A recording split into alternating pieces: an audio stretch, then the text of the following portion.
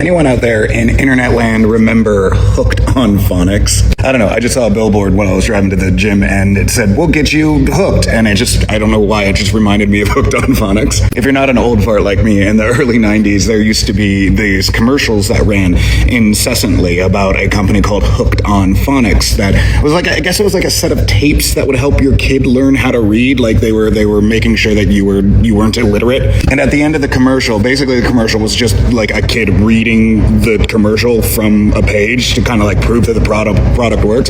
And at the end of the commercial, they'd be like, Hooked on Phonics, worked for me.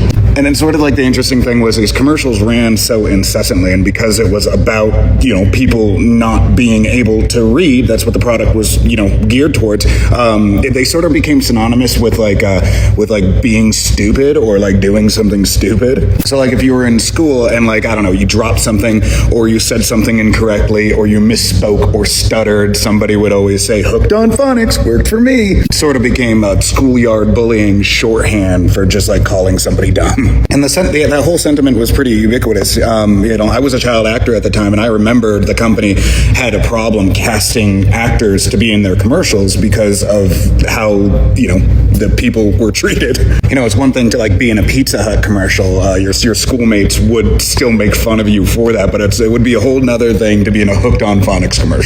And you had to call the company to order the product, like an infomercial. And I always remember the number was 1-800-ABCDEFG, which I always thought was kind of funny because, if you're illiterate, how do you know where any of those letters are? Anyways, I just thought of that on my drive in and thought that you guys needed to hear it too.